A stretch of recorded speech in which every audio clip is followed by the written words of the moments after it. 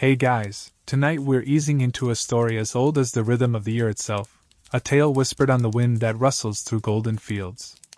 Imagine a world where the sun always smiled, the earth always gave, and every day felt like the perfect harvest festival. You're walking through meadows where flowers never fade, under trees heavy with fruit that never bruises, breathing air thick with the scent of perpetual bloom and ripening grain. This wasn't just a dream, it was reality under the watchful, joyful gaze of a powerful goddess. But even goddesses aren't immune to heartbreak, and sometimes, the deepest sorrow can carve new patterns into the very fabric of existence. So, before you get comfortable, take a moment to like the video and subscribe, but only if you genuinely enjoy what I do here. Feel free to drop your location and local time in the comments below. It's always cool to see where everyone's tuning in from. Now, dim the lights, maybe turn on a fan for that soft background hum, and let's ease into tonight's journey together. Our story begins in a time that feels almost impossible now, a time long before alarm clocks, traffic jams, or the existential dread of choosing a streaming service. This was the age when the gods walked a little closer to the earth, and one goddess in particular held the reins of its bounty. Her name was Demeter, and she was, quite literally, the lifeblood of the world's agriculture. Think of her as the ultimate green thumb, the original farm-to-table enthusiast, but on a cosmic scale. She wasn't just in charge of the harvest, she was the harvest. Her presence was a tangible blessing, radiating outwards, nurturing the soil, coaxing seeds from dormancy, swelling grain on the stalk, and ripening fruit on the branch. Under Demeter's gentle, ever-present influence, the world was a place of unending plenty. There were no seasons as we know them. No brutal heatwaves that scorched the earth, no biting frosts that killed the tender shoots. Every day was mild, pleasant, and productive. You wouldn't need a weather app because the forecast was always the same, perfect growing conditions, followed by a guaranteed, effortless harvest. Imagine never having to worry about a late spring frost ruining your crops, or a summer drought turning your garden into a dust bowl. It was, frankly, a little ridiculous how easy everything was. You could probably just drop a seed anywhere, whisper, "Pretty please," and have a full-grown plant by tea time. It makes you wonder if ancient people ever got bored of all that perfection. Like, oh, another abundant harvest? Guess I'll just lounge around and eat grapes again. Sigh. Demeter herself was often depicted as a mature, beautiful woman, crowned with stalks of wheat or poppies, carrying a cornucopia overflowing with nature's gifts. She was the embodiment of nourishment, sustenance, and the steady, reliable cycle of growth. While many gods on Olympus were busy with dramatic affairs, thunderbolts, or turning people into spiders, seriously, look it up, Demeter's focus was firmly on the earth and its yield. She wasn't one for flashy displays of power. Her strength lay in her quiet, persistent nurturing. Her Roman counterpart, Ceres, is where we get the word cereal, which, if you think about it, is a pretty direct link from ancient divinity to your breakfast bowl. That's a mainstream historical fact for you. The goddess of grain literally gave us the word for grain products. Life for mortals during this time was, well, pretty sweet. Without the need to stockpile food for lean times or battle against unpredictable weather, they had ample leisure. They could focus on arts, philosophy, building, or perhaps just perfecting the art of the afternoon nap under a perpetually fruit-laden tree. The earth provided everything they needed, effortlessly. They understood that this bounty flowed directly from Demeter's grace and joy.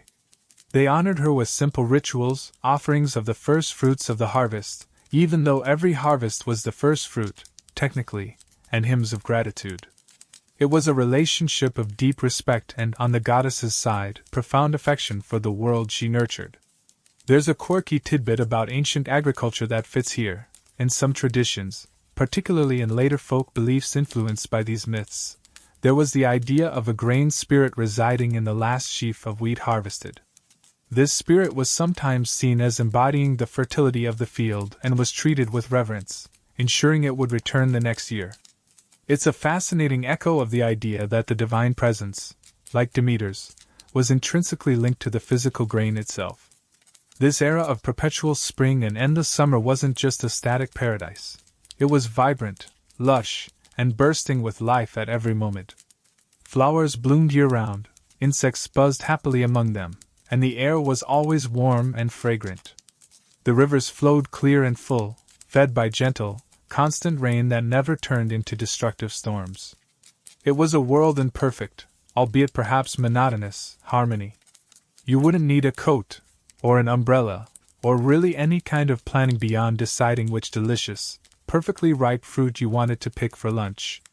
Historians still argue whether the earliest myths of Demeter originated from observations of natural agricultural cycles, with the myth explaining existing phenomena, or if the myth itself shaped how people perceived and interacted with the land. Was the story born because they saw fields die and revive, or did the story teach them why the fields died and revived? It's one of those chicken or the egg situations that keeps tweed-jacketed scholars up at night. In this world of unending goodness, Demeter reigned not with an iron fist, but with a gentle, loving hand. Her connection to the earth wasn't just a duty, it was a reflection of her own joyful nature. And central to that joy, the sun around which her personal world revolved, was her beloved daughter. So, you see, Demeter's joy wasn't just a feeling she kept to herself up on Mount Olympus or down on her favorite patch of earth. It was a force of nature, quite literally. Her happiness radiated outwards, a warm, steady current that permeated the soil, the air, the water, everything that grew and flourished. And because her heart was full, the world was full. This wasn't just good weather, it was the absence of bad weather. You wouldn't find yourself shivering unexpectedly or sweating through your clothes. The temperature hovered in that perfect zone, like a perpetual late spring or early summer day, the kind where you instinctively want to be outside, maybe with a good book or just watching the clouds drift by, though, honestly, the clouds probably didn't drift much. They were probably just perfectly placed, fluffy white decorations. Imagine waking up every single day to sunshine that was warm but never harsh, to a breeze that was always gentle and fragrant with blooming flowers, and to air that felt clean and soft against your skin. There was no need for forecasting, no dread of winter coming, no frantic rush to harvest before the first frost. Life moved at a pace dictated by abundance, not scarcity. You could wander through fields where the wheat stood tall and golden, ripe and ready, yet somehow also still green at the base, promising future growth simultaneously. It was a landscape of impossible, overlapping fertility. And the food. Oh, the food. It wasn't just plentiful, it was perfect. Fruits ripened on the branch and stayed that way, plump and sweet, until you decided to pick them. Vegetables grew large and flavorful without pests or blight. Every meal was a feast, not because you had to work hard for it, but because the earth simply couldn't help but give. You could pluck grapes from a vine that seemed to stretch on forever, each cluster bursting with juice. Apples, figs, olives, pomegranates, they were all there, all year round, in peak condition. Forget worrying about seasonal produce. In Demeter's world, every season was peak season for everything. It makes you wonder if anyone even bothered inventing recipes. You could probably just eat everything raw and be perfectly satisfied. What's for dinner? Oh, I guess I'll just grab a perfectly ripe avocado and a handful of eternal strawberries. Again. This state of perpetual bounty meant that human life was fundamentally different. The struggle for survival, which has driven so much of human history and innovation, and reality TV shows about homesteading, was simply absent. There was no need to develop complex storage techniques for grain, no pressure to domesticate animals purely for survival's sake, though they were probably there, living their best lives too. Early human settlements might have been less about strategic locations for defense or trade, and more about finding a nice spot with a particularly comfortable patch of grass to lie on. You wouldn't need to invent money when food literally grew on trees, you could just, take it. A mainstream historical fact that highlights the contrast. In the real ancient world, grain, especially barley and wheat, wasn't just food, it was currency, wealth, and the foundation of entire civilizations. The ability to grow, store, and distribute grain was key to the rise of complex societies in places like Mesopotamia and Egypt. Imagine trying to build an empire when everyone can just pick their dinner anywhere they like. Demeter's era was like a socialist utopia powered by divine photosynthesis. The climate wasn't just mild, it was consistent. No sudden downpours turning fields into mud, no hailstorms flattening crops, no scorching sun baking the earth hard. When rain came, it was a gentle, nurturing shower, just enough to refresh the plants and keep the rivers flowing, never enough to cause floods. The ground was always soft and yielding, easy to walk on, easy for roots to spread. It's the kind of weather you see in idealized paintings, not the kind you actually experience when you're trying to hang laundry outside. You wouldn't even need an umbrella. The rain probably felt more like a refreshing mist, perhaps with a hint of floral scent. There's a quirky tidbit about real-world ancient agriculture that feels almost alien compared to this myth. Many ancient farming cultures practice rituals involving sympathetic magic, believing that mimicking the desired outcome, like pouring water to encourage rain, or performing dances to represent the growth of plants, could influence the natural world. In Demeter's golden age, such rituals would have been completely unnecessary, perhaps even a little insulting. "Oh, you're pretending to make it rain? Sweetie, I am the rain. Go take a nap." This perfect world wasn't just about ease. It was about a profound sense of security and well-being. There was a quiet rhythm to life, dictated by the gentle cycle of growth and effortless harvest, not the anxious rush of preparing for lean times. People had time for leisure, for contemplation, for building communities based on shared abundance rather than competition for scarce resources. They could develop arts, music, and philosophy because their basic needs were met without struggle. It was a world where the biggest problem might have been deciding which delicious, perfectly ripe fruit to eat first. Talk about first world problems, ancient edition. Historians still argue whether the myth of this golden age under Demeter represents a literal historical period, a metaphorical description of a society living in perfect harmony with nature, or simply a nostalgic longing for a time free from the hardships of established agriculture. Was there ever a time when the earth was this generous, or is it a story designed to explain why things aren't like that anymore? It's one of those puzzles that makes you appreciate the layers of meaning in ancient stories. In this perpetually pleasant, endlessly fertile world, Demeter was not just a goddess. She was the beloved provider, the source of all earthly goodness. Her presence was a constant, gentle blessing. And the absolute core of that gentle, boundless joy, the reason she poured so much benevolent energy into the world, was her daughter. The world was a haven of perpetual spring, a testament to Demeter's joy, but the deepest wellspring of that joy wasn't the endless fields of grain or the perpetually blooming flowers. It was her daughter, Persephone. If Demeter was the earth's gentle heartbeat, Persephone was its brightest bloom, the personification of youthful vitality, the very essence of springtime itself. Their bond wasn't just maternal, it was symbiotic, a reflection of the deep connection between the nurturing earth and the vibrant new life it brings forth. Imagine a relationship so close, so intertwined, that one's happiness directly fueled the other's existence. That was Demeter and Persephone. Demeter adored her daughter, perhaps with a fierceness that only a goddess who poured her life force into the world could feel for the being who embodied its most beautiful aspect. Persephone, in turn, loved her mother implicitly, basking in her warmth and the perfect world she created. They spent their days together in the sun-drenched meadows, not out of duty, but out of pure, unadulterated delight in each other's company. You'd see them wandering through fields that shimmered with color, Persephone laughing as butterflies flitted around her, Demeter watching with a soft smile, perhaps adjusting a stray flower in her daughter's hair. They were inseparable, two halves of a perfect whole. Persephone wasn't just Demeter's child, she was her companion, her confidant, the light that made the goddess's golden world truly shine. While other young goddesses might have been off getting into celestial mischief or attending divine parties, Persephone seemed content simply being with her mother, reveling in the gentle abundance of the earth. She was the picture of innocence and grace, a maiden whose laughter was said to make the flowers bloom even brighter. Their days were filled with the simple pleasures that only a world of unending perfection could offer. Picking flowers, though why pick them when they never wilted? Chasing nymphs through sun-dappled groves, perhaps sharing stories under trees heavy with ripe fruit. Demeter taught Persephone about the earth, about the magic in every seed, the life in every drop of water, the blessing in every ray of sunshine.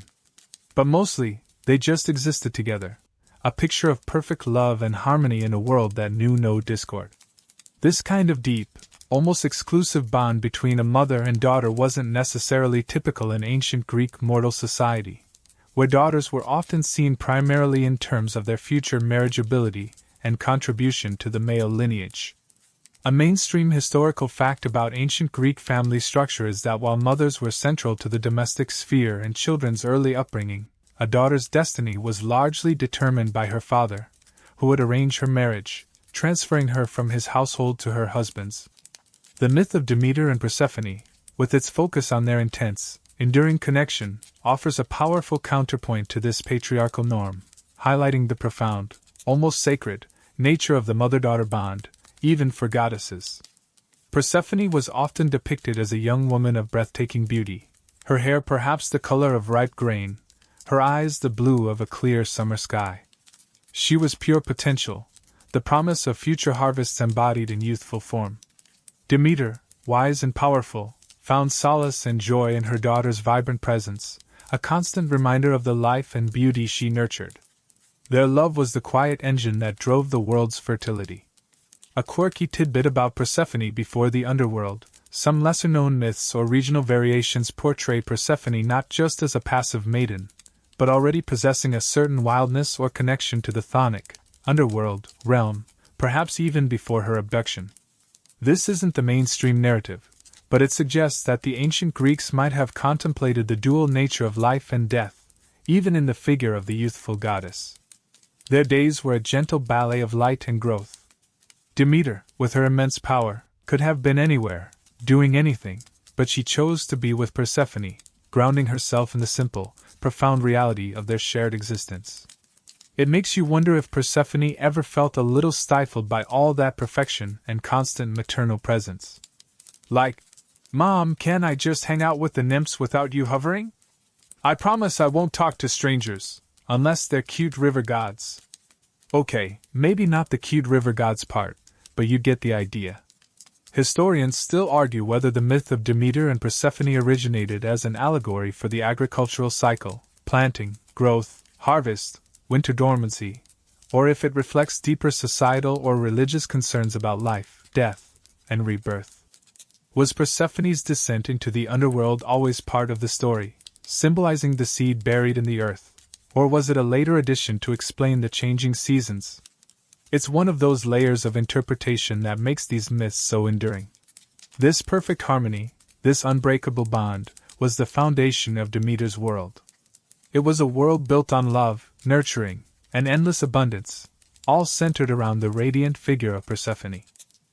And like any foundation, if it were ever to be shaken, the entire structure built upon it would be irrevocably changed. The gentle rhythm of perpetual spring, the quiet hum of effortless growth, all depended on the light in Demeter's eyes, a light that was utterly tied to her daughter's presence.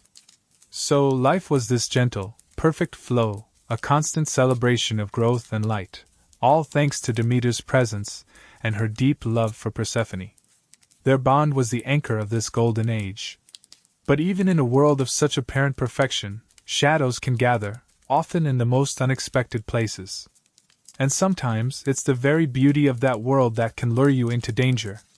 The setting for the turning point in this story wasn't some dark cave or a stormy sea. It was a meadow.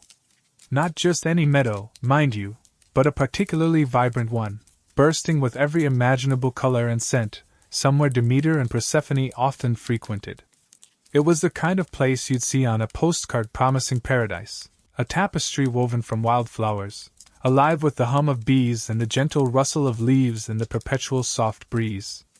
Picture yourself there, the sun warm on your skin, the air sweet, the ground soft beneath your bare feet, surrounded by an explosion of life.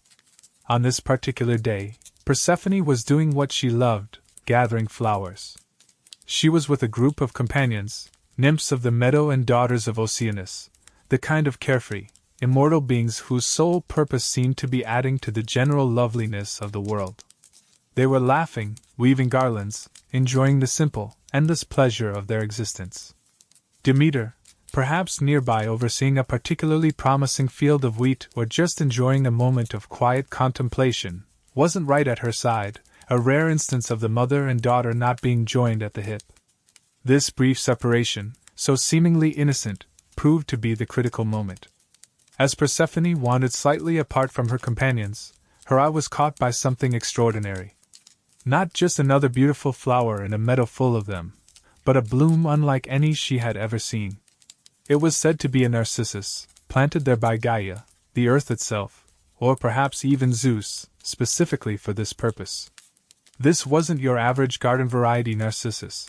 This flower was impossibly large, radiating an almost supernatural beauty, its scent so intoxicating that it filled the entire meadow and even reached the distant heavens and the deepest parts of the earth. It shimmered, it pulsed with an unnatural energy, drawing the eye, compelling attention. Think about it. In a world where every flower is already perfect and beautiful, what kind of bloom does it take to stand out? This wasn't just pretty, it was magical. It was designed to be irresistible, a trap disguised as pure, unadulterated beauty. You'd be drawn to it, wouldn't you? That one flower that seems to capture all the light, all the fragrance, all the wonder of the entire meadow and amplify it 1,000 times over. It's the ultimate temptation, a moment of singular focus in a world of gentle abundance. Persephone, young and innocent, her heart full of the joy of her golden world, was utterly captivated. She reached out her hand towards the bloom, drawn by its unparalleled allure. The other nymphs, perhaps less susceptible or simply not noticing her focus on this singular flower, continued their play nearby. It was a fleeting moment of isolation, a step taken just slightly away from the safety of the familiar. A mainstream historical fact about ancient Greek religion is that flowers, particularly certain types like poppies, narcissus, and grain stalks, held significant symbolic meaning and were often associated with specific deities and rituals. The narcissus, in particular, was linked to death and the underworld in some contexts, perhaps due to its growth from a bulb buried in the earth, or its association with the myth of the youth Narcissus who fell in love with his own reflection and was transformed into the flower. This backstory adds a layer of ominous foreshadowing to the seemingly innocent act of picking a flower. The flower's beauty was a lure, a carefully orchestrated distraction. As Persephone reached for it, perhaps marveling at its size or inhaling its potent fragrance, the ground beneath her feet began to tremble. It wasn't the gentle tremor of the earth shifting normally. This was a deep, resonant vibration, a tearing apart of the very fabric of the world above. The sky, perpetually clear and blue, might have darkened momentarily, or perhaps the light simply seemed to drain from the air around that one spot. A quirky tidbit about the Narcissus in mythology. While the most famous myth involves the youth Narcissus, the flower's association with Hades and Persephone is also ancient. Some interpretations suggest the Narcissus was linked to the Furies or other chthonic deities, making its presence in the meadow not just a beautiful sight, but a direct signal of the underworld's influence reaching into the sunlit world. It wasn't just a flower, it was an invitation, or perhaps a summons, from below. Historians still argue whether the specific flower mentioned in early versions of the myth was always the narcissus, or if other flowers were sometimes named. Some texts mention a lily, a rose, or even a mixture of flowers. This debate highlights how myths could evolve and adapt over time, with different storytellers emphasizing different details, but the core idea of a single, irresistibly alluring bloom remains constant. As Persephone grasped the stem of the magnificent, fateful flower, the earth split open. Not a small crack, but a gaping chasm, a terrifying mouth opening in the perfect meadow. From this abyss emerged a chariot, dark and imposing, drawn by powerful, shadowy horses. And on that chariot stood a figure cloaked in darkness, the lord of the underworld himself. Persephone had only a moment to register the terrifying sight, the sudden shift from sunlit perfection to shadowy dread. Her cry, a sound of pure shock and terror, was said to echo across the land, a stark contrast to the gentle sounds that usually filled the air. But in that moment, as the chasm opened and the dark chariot appeared, her fate was sealed. The Golden Age was about to be irrevocably shattered, not by a force of nature, but by a deliberate act from a realm far below. As Persephone reached for that magnificent, deceptive flower, the earth didn't just crack. It rent itself open with a sound that must have been like the world screaming. Imagine the deepest, most terrifying earthquake you can conceive of, amplified 1,000 times, tearing through the gentle, yielding soil. From that gaping wound poured not light, but shadow. The air grew instantly cold, losing the perpetual warmth of Demeter's presence. And from the depths emerged the lord of that shadowy realm, Hades himself. He wasn't often seen in the upper world. Hades was the king of the dead, the ruler of the silent realm beneath the earth. He was powerful, immensely so, but his power was of a different kind than Zeus's thunder or Poseidon's waves. His was the power of finality, of inevitability, of the deep, cold silence that awaits everyone. He was usually depicted as stern, unyielding, and often shrouded in gloom, a stark contrast to the vibrant life of the sunlit world. And here he was, bursting forth into a meadow of perpetual spring, drawn by a carefully placed lure and a heart set on taking a queen. His chariot was a terrifying sight. Not gilded and shining like Apollo's sun chariot, but dark, perhaps made of obsidian or some other light-absorbing material, pulled by 4 equally dark, powerful horses, sometimes named as the steeds of night or death. They were creatures of the underworld, their hooves striking sparks that vanished instantly, their eyes perhaps glowing faintly in the sudden gloom that surrounded the chasm. This wasn't a grand procession, it was a swift, brutal snatch and grab. Persephone, moments before laughing and gathering flowers with her friends, found herself facing the king of the dead. Her companions, the nymphs who had shared her carefree existence, likely scattered in terror, their joyful cries turning to shrieks of fear. There was no time for negotiation, no moment for delay. Hades had waited for this opportunity, this brief instant when the ever-watchful Demeter wasn't right beside her daughter. He surged forward, a figure of dark power against the backdrop of dying light. The moment he reached her, it was over. He seized Persephone, lifting her onto his dark chariot with a strength that defied resistance. Her cry, the one that echoed across the land, wasn't just fear. It was the sound of a world breaking, of innocence being ripped away, of the sunlit realm losing its brightest light. Imagine being instantly transported from a perfect summer day to being hauled into the deepest, darkest cellar you can imagine, but forever. That's essentially what happened. One moment, sun, flowers, laughter; the next, utter darkness, cold, and the terrifying presence of the Lord of the Dead. It's enough to give anyone trust issues with pretty flowers. He didn't pause. The dark horses wheeled around, their hooves scraping against the edges of the chasm. With Persephone held fast, Hades drove his chariot back down into the earth, into his silent kingdom. The descent was as swift and terrifying as the ascent had been sudden. The light of the upper world vanished above them, replaced by the crushing darkness and the oppressive silence of the underworld. Persephone was gone. As quickly as it had opened, the earth closed over the chasm. Some myths say Hecate, the goddess of magic, witchcraft, and crossroads, and often associated with the underworld, helped seal the opening, or perhaps it was simply the natural, terrifying power of Hades. Whatever the mechanism, the ground knit itself back together, leaving only perhaps a scorched patch, a lingering chill in the air, or maybe no trace at all, as if the abduction had never happened. The perfect meadow, moments before alive with light and laughter, was now just a meadow again, but one that held a terrible secret, a gaping wound that had healed over but left a scar on the world. Persephone's disappearance was absolute. She hadn't just gone missing, she had been swallowed by the earth, taken to a realm from which there was no easy return. The transition from the vibrant, sun-drenched world she knew to the dim, silent kingdom of the dead was immediate and jarring. One moment she was the goddess of spring, the next she was being carried towards becoming the queen of shadows. Talk about a drastic career change. A mainstream historical fact about Hades is that despite being the ruler of the underworld, he was not typically seen as inherently evil in the same way later religious figures like Satan are. He was stern, just, and impartial, presiding over the realm of the dead, which was simply the destination for all souls after death. He wasn't a tempter or a punisher, though the deepest pits like Tartarus had their tormentors. He was simply the keeper of the inevitable. This makes his abduction of Persephone less about malice and more about a desire for companionship and a queen for his lonely realm. The speed and finality of the abduction are key. There was no struggle that lasted for hours, no heroic rescue attempt in the moment. Hades's power was absolute in that instant. Persephone's cry was the only warning, a brief, piercing sound swallowed almost immediately by the closing earth.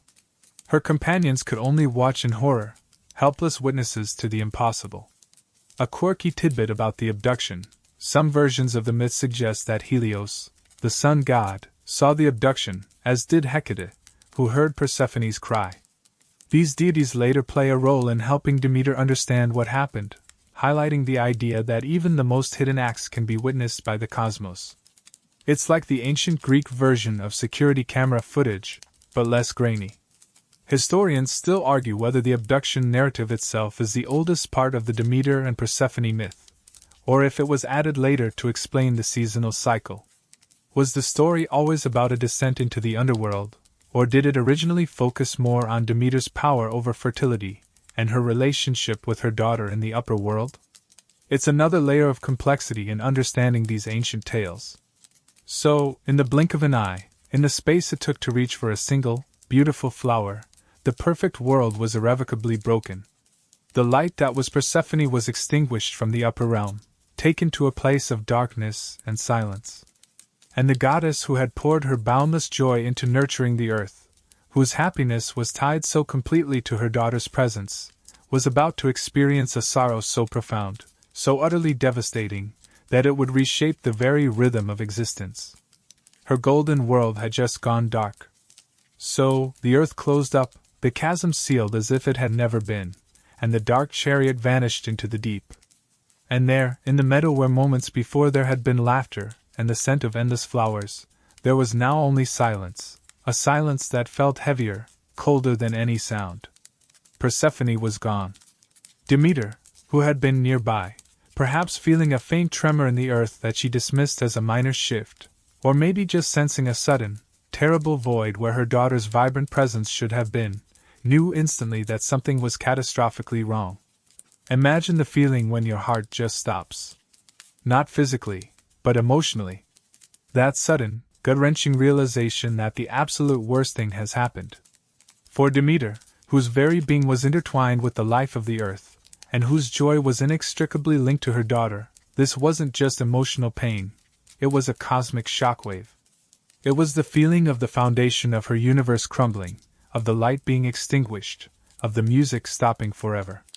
You feel the sudden absence, the terrifying emptiness where just moments ago there was warmth and light. Her grief wasn't a slow dawning, it was a sudden, brutal assault.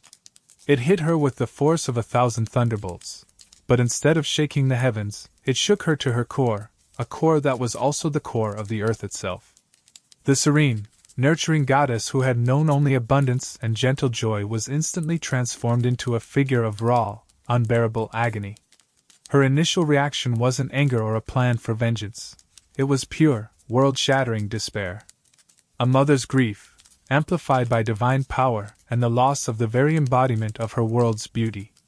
She must have cried out Persephone's name, a sound that wasn't a gentle call but a piercing wail of anguish that echoed across the land, perhaps even reaching the ears of those above and below. She would have rushed to the spot where her daughter was last seen, searching frantically, desperately, perhaps tearing at the earth with her bare hands, unwilling to believe that the ground that had always been her domain, her partner in creation, had just swallowed her child whole. You can almost hear her voice, raw and broken, repeating her daughter's name, pleading with the silent meadow, with the unanswering sky. The world that had moments before been perfect under her gaze began to register her pain. The air grew heavy, losing its perpetual mildness. The vibrant colors of the meadow seemed to dim, as if the sun itself felt her sorrow. The gentle breeze turned cold, carrying not the scent of flowers, but a chilling whisper of loss. This wasn't a conscious act of destruction yet. It was the earth mirroring the state of its goddess's heart. Her sorrow was so immense, so immediate, that it couldn't be contained within her divine form. It spilled out, a contagion of despair that began to affect the very fabric of reality she had so carefully nurtured. This isn't just a story about a goddess, it's a story about grief, the kind that hollows you out and makes the world feel alien and wrong. Ancient Greek literature and mythology are full of examples of intense grief, from Achilles mourning Patroclus to Hecuba lamenting her lost children. A mainstream historical fact is that public displays of grief, including wailing, tearing clothes, and self-mutilation, were common and socially accepted in ancient Greece, particularly for women mourning deceased relatives. While Demeter is a goddess, her overwhelming, physical expression of sorrow aligns with this cultural understanding of intense bereavement. She wasn't expected to be stoic. Her divinity amplified her capacity for all emotions, including pain. Think about the contrast. For millennia, her power had manifested as life, growth, abundance, gentle warmth. Now, that same power, twisted and inverted by unimaginable pain, began to radiate despair. It's like turning a light switch into a black hole, the same mechanism, but with a terrifyingly different outcome. She wasn't angry at the earth, she was heartbroken with it, or perhaps felt utterly betrayed by it. The soil that had always yielded to her gentle touch had opened up and stolen her most precious treasure. A quirky tidbit related to this: in some ancient rituals associated with Demeter and Persephone, particularly the Thesmophoria celebrated by women, there were elements of mourning, fasting, and descent into pits, symbolizing the goddess's experiences and the cyclical nature of life and death. These rituals, performed by mortals, echoed the divine sorrow at the heart of the myth, showing how deeply this story resonated with the human experience of loss and the agricultural cycle. It's like they were collectively feeling the goddess's pain, centuries later. Historians still argue whether the intensity and duration of Demeter's grief in the myth are primarily meant to explain the severity of winter, or if they reflect deeper cultural anxieties about death, loss, and the vulnerability of even the most powerful beings to heartbreak. Was her sorrow a necessary plot device, or was it the emotional core that the entire myth was built around? It's one of those profound questions that makes you ponder the human experience behind the divine tales. In that initial, blinding wave of grief, Demeter wasn't thinking about harvests or seasons or the well-being of mortals. She was thinking only of her daughter, gone, swallowed by the darkness. Her world, the golden world of perpetual spring, had just ended. The gentle rhythm of growth and abundance was replaced by the frantic, desperate pulse of a mother searching for her lost child. Her divine energy, once focused outward on nurturing life, turned inward, consumed by a pain so profound it began to wither everything it touched. The first casualties of her sorrow weren't just flowers or grain. They were the very principles of light, warmth, and perpetual life that she had embodied. The age of effortless abundance was over, replaced by an era defined by a goddess's broken heart. The earth had always been Demeter's mirror, a reflection of her inner state. When she was joyful, it burst with life and light. Now, with her heart shattered and her divine presence consumed by an agony so profound it felt like the unmaking of the world, the earth began to mirror that. The change wasn't gradual.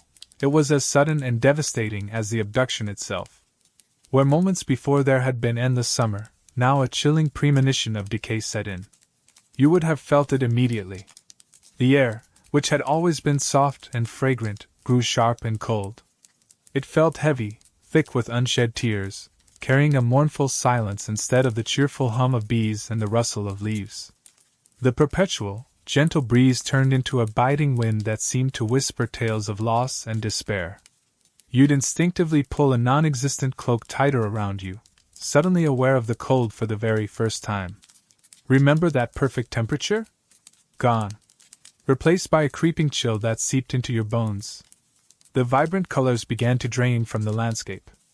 The impossibly bright flowers in the meadow where Persephone was taken were the first to wither, their petals curling and blackening as if struck by frost, even though there was no frost yet.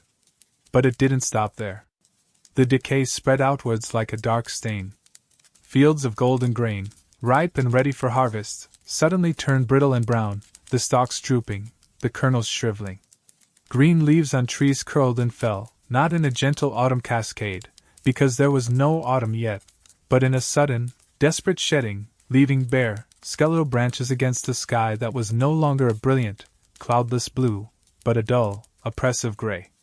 The ground itself seemed to harden, losing the soft, yielding quality it had possessed under Demeter's nurturing touch. Cracks appeared in the soil, not the massive chasm of the abduction, but smaller, bitter lines, like the earth grimacing in pain. Springs and rivers, which had always flowed full and clear, began to dwindle, their waters receding, leaving muddy banks exposed. The life seemed to be draining out of everything, not just plants, but the very moisture in the air and the ground. This wasn't a malicious curse laid upon the world. It was the passive consequence of a goddess whose entire focus, whose entire being, was now consumed by sorrow. Her life-giving energy, which had flowed outward so freely, was now turned inward, fueling her grief, leaving nothing left to sustain the world.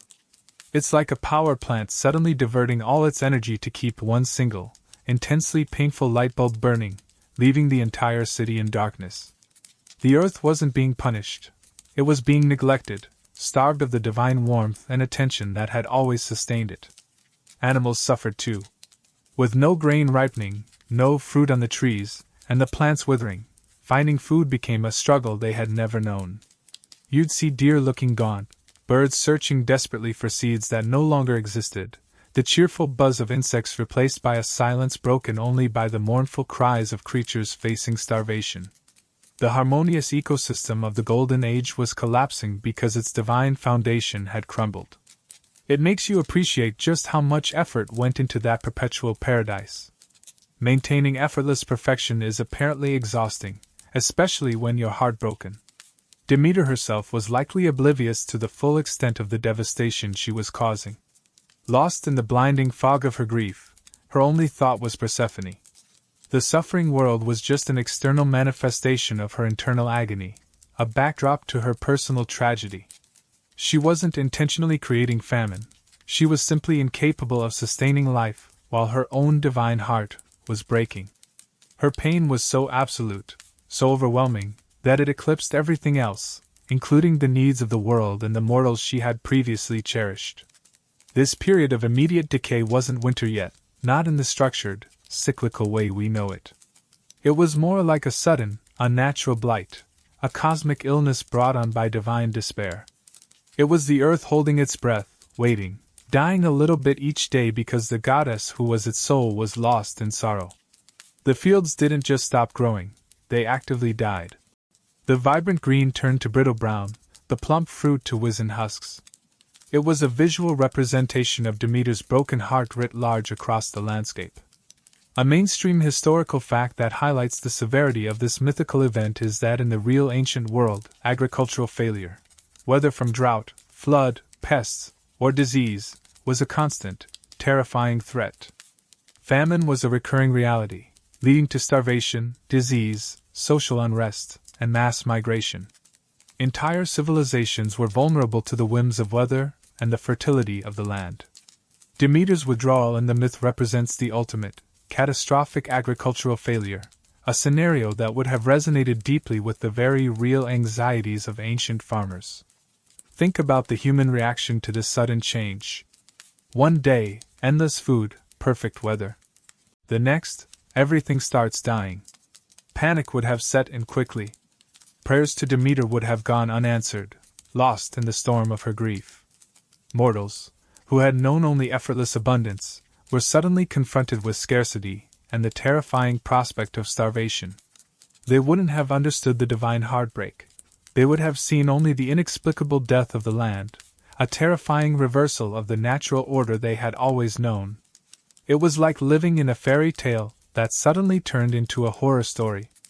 A quirky tidbit related to this period: some interpretations suggest that during this time, the boundaries between the upper world and the underworld became thinner in places, mirroring the earth's instability and Demeter's distress.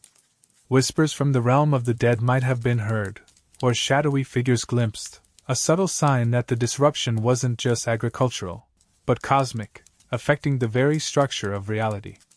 It's like the earth was so upset, it started leaking ghosts. Historians still argue whether the myth of Demeter's withdrawal and the resulting blight was primarily an etiology, a story explaining a cause for the existence of seasons, or if it served a deeper psychological or religious purpose, such as processing the fear of famine or contemplating the relationship between divine power and earthly vulnerability. Was the dying earth just a plot device to force Zeus's hand, or was it the core image meant to convey the depth of Demeter's pain and its consequences? It's one of those questions that reminds you how myths function on multiple levels. So, the world that had been a testament to Demeter's joy became a monument to her sorrow. The gentle rhythm of perpetual growth gave way to the silent march of decay. The golden age was over, replaced by a landscape of desolation, a reflection of a goddess's broken heart. And as the earth withered, Demeter's grief drove her to search, relentlessly, desperately, across the dying land, seeking the daughter who had been swallowed by the darkness. The initial shock, that world-shattering grief we talked about, slowly began to morph into something else, a desperate, relentless drive to find her. Demeter couldn't simply sit and weep forever, not while there was even a faint possibility her daughter might still be somewhere in the upper world. So, leaving behind the spot where the earth had swallowed her light, she began to search. And as she searched, her sorrow continued to drain the life from the world around her, turning the once golden landscape into a reflection of her internal desolation. Imagine yourself walking beside her, though she wouldn't notice you. You're trudging across ground that feels brittle and dead beneath your feet. The vibrant green is gone, replaced by dusty browns and grays. The air bites with a chill that wasn't there before, carrying the scent of decay instead of bloom. Every step is heavy, mirroring the weight on Demeter's heart. She doesn't walk like the graceful goddess of abundance anymore. She moves with a frantic, wild energy, her eyes wide and searching, her divine form likely shrouded in a gray, dusty pallor that reflects the dying land. She searched everywhere. Across the plains where golden grain had once swayed, now only withered stalks whispered mournfully in the wind. Through the valleys where rivers had flowed full, now only trickling streams or dry riverbeds remained. Up the mountainsides where lush forests had grown, now bare, skeletal trees clawed at the gray sky. She scoured every corner of the earth, calling Persephone's name, her voice raw and hoarse, a sound that seemed to make the dying plants shrink back even further. You'd think a goddess could just zap herself around the world or have divine omniscience, but grief apparently messes with your celestial GPS. She was searching like any desperate mother would, on foot, covering every inch she could. Days blurred into nights, and then into more days. The myths often say she searched for 9 days and 9 nights. During this time, she refused all nourishment. She didn't eat the fruits that were still clinging stubbornly to dying branches, nor did she drink from the dwindling streams. Food, the very essence of her domain, held no appeal in her agony. Her divine energy was completely consumed by her grief and her desperate quest. This self-imposed fast wasn't just a sign of mourning, it was an active rejection of the world that had failed to protect her daughter, a world she was now letting wither. As you follow her, you see the devastating impact of her sorrow firsthand. The gentle rain stopped altogether. The sun, perhaps out of sympathy or simply losing its warmth without Demeter's presence to regulate the climate, felt distant and weak. The once predictable cycle of growth and harvest was completely broken. There was no growth, only death. Mortals, who had lived lives of effortless ease, were now facing the terrifying reality of famine. Their prayers and offerings to Demeter went unheard, lost in the tempest of her grief. They didn't understand why the earth was dying, why the goddess who had always provided had seemingly abandoned them. To them, it must have felt like the end of the world, which, in a way, it was, the end of their world of perpetual plenty. A mainstream historical fact that adds context here. In many ancient cultures, famine was often interpreted as divine punishment, or the result of upsetting the gods responsible for fertility. Rituals and sacrifices were frequently performed to appease these deities and restore the earth's bounty. The myth of Demeter's withdrawal provides a powerful, personified explanation for such a catastrophe, grounding the abstract fear of famine in the very relatable pain of a grieving mother. It gives a face to the disaster. Demeter, in her grief, was utterly unrecognizable. She wasn't just physically worn down by the relentless search. Her divine aura of warmth and abundance was gone, replaced by an oppressive cloud of sorrow. Some myths say she disguised herself as an old woman, perhaps seeking anonymity in her pain, or perhaps her grief itself altered her appearance so profoundly that she no longer looked like the radiant goddess of the harvest. She wouldn't have spoken much, perhaps only to ask any passing creature or lonely tree if they had seen her daughter, receiving only the mournful sigh of the wind in reply. There's a quirky tidbit that fits here. While Demeter was searching, she was said to have been accompanied by Hecate, the goddess of crossroads and magic, who carried torches to light the way. Hecate had heard Persephone's cry. Some versions also say Helios, the sun god, witnessed the abduction from his vantage point in the sky. These details, though not always central to the narrative of the search itself, show that Demeter wasn't entirely alone in her quest and hint at the cosmic scale of the event. It's like the ancient Greek version of forming a search party, but with goddesses. Her search was driven by a fierce, unyielding determination. She refused to give up, refused to accept that her daughter was simply gone. Every withered field, every dry streambed fueled her despair, but also her resolve. She questioned everyone and everything she encountered, nymphs, river gods, even the sun god Helios, who, seeing her distress, eventually confirmed that Persephone had been taken to the underworld by Hades. This confirmation, while providing an answer, must have been another crushing blow, pointing her search towards a realm from which there was no easy return. Historians still argue whether the period of Demeter's search and withdrawal in the myth primarily symbolizes the dormant period of winter, or if it represents a deeper cultural understanding of the cyclical nature of life, death, and rebirth, with the search being the necessary transition between the two states. Was the myth created to explain why the Earth dies each year, or does the yearly dying of the Earth resonate with the myth's themes of loss and recovery? It's one of those questions that makes you appreciate the symbolic richness of these ancient stories. The world continued to decay around her. The lack of food and water became critical. Mortals were starving. Animals were dying. The earth itself was on the brink of becoming a barren wasteland, a permanent monument to Demeter's grief. Her sorrow wasn't just an emotion, it was an ecological catastrophe. She was so lost in her pain that the very life force of the planet was failing. The gentle rhythm of perpetual spring had been replaced by the silent, terrifying march towards universal death, all because a mother's heart was broken and she couldn't find her child. Her search wasn't just for Persephone, it was, unintentionally, a journey through the consequences of her own overwhelming sorrow, a sorrow that was slowly killing the world. You've been following Demeter across the dying land, witnessing the silent, terrifying spread of her grief. For 9 days and nights she searched, driven by a pain so profound it was literally killing the world. She covered mountains, plains, and rivers, her divine form cloaked in sorrow. Her questions about her lost daughter met only with the mournful silence of the blighted earth. But eventually, her relentless, desperate journey brought her, still disguised and utterly heartbroken, to a place that still held a flicker of life, a town called Eleusis. Eleusis wasn't immune to the blight. The fields surrounding it were as withered as anywhere else, the air as sharp with the chill of decay. But it was a center of human settlement, a place where people gathered, where the rhythms of life, however muted by the unfolding ecological disaster, still persisted. Perhaps it was the lingering hope of finding someone who had seen something, or perhaps she was simply drawn there by fate, or the need for a brief respite from the endless, barren wilderness. Whatever the reason, she arrived at Eleusis, no longer the radiant goddess of abundance, but disguised, or perhaps transformed by her suffering, into the figure of an old woman, weary, dusty, and consumed by sorrow.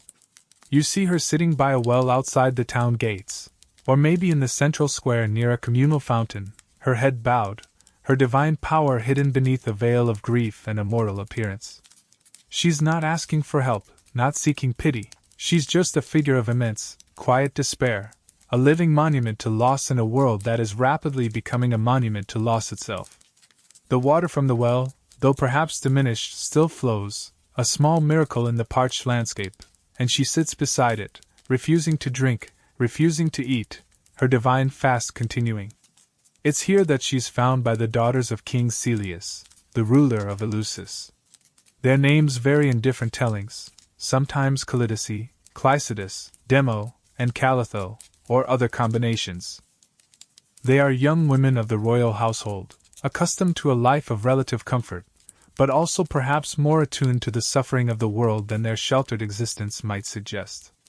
They come to the well to draw water, a simple, everyday task that must have felt increasingly precarious in this time of drought. Imagine their surprise when they see this old woman, clearly a foreigner, sitting alone, radiating such profound sadness. They are struck by her appearance, not just her age, but the depth of sorrow etched onto her face. They ask her who she is, where she comes from, what troubles her. Demeter, still maintaining her disguise, gives them a false name, Doso, perhaps, meaning gift, a cruel irony given the gift she has lost and the life she is withholding from the world. She spins a tale of being kidnapped by pirates and escaping, a common trope in ancient narratives of displacement, masking the far more terrifying truth of her daughter's abduction by the lord of the underworld. It's a lie born of necessity, or perhaps the inability to articulate the cosmic horror of her real story. The daughters, moved by her apparent plight and the palpable sorrow she carries, offer her hospitality. They invite her back to the palace, suggesting she might find work there, perhaps caring for their infant brother, Demophon. This act of kindness, extended to a seemingly anonymous, grieving stranger, is a moment of light in the encroaching darkness. It shows that even as the world withers, human compassion can still bloom. You might feel a flicker of hope watching this interaction. Maybe, just maybe, this encounter will lead to something that can alleviate the goddess's pain and save the world. She accepts their offer, though perhaps reluctantly. Entering the palace of Eleusis must have been a strange experience for the goddess who had once commanded the boundless wealth of the entire earth. While the palace offered shelter and the possibility of warmth, it was still a mortal dwelling, subject to the same creeping decay as the world outside.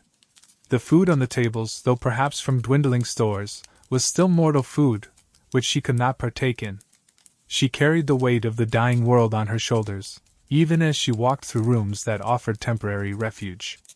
She meets Queen Metanira, the mother of the infant Demophon. Metanira, seeing the old woman's deep sorrow, feels sympathy and offers her the position of nursemaid. This was a respected role in wealthy ancient Greek households, a woman entrusted with the care and nurturing of the next generation. A mainstream historical fact about ancient Greek domestic life is that wet nurses and nursemaids were commonly employed by aristocratic families, often becoming deeply integrated into the household and forming strong bonds with the children they raised. Demeter, the ultimate nurturer, taking on this role for a mortal child is a poignant twist of fate. Demeter accepts, but imposes certain conditions. She insists on having her own room and refuses offers of wine and bread, the staples of the Greek diet. Instead, she asks for a drink made of barley, water, and mint, a special mixture known as the kykeon. This simple, non-alcoholic drink was not typical sustenance for a goddess, but it held significance. In later times, it became a central element of the Eleusinian mysteries, the sacred rites established by Demeter. Her request for the kykeon is a subtle hint of her true identity and her divine nature, a detail that might have seemed quirky to the mortal family but holds deep symbolic weight for those who know her story. It's like ordering a single, very specific, slightly weird drink at a bar after claiming you're just a tired traveler. As she settled into her role as nursemaid, Demeter began to care for the infant Demophon. Despite her overwhelming grief for Persephone, perhaps the act of nurturing this small, vulnerable mortal child offered a tiny flicker of solace. She poured her remaining divine energy, not into the dying earth, but into this one human life.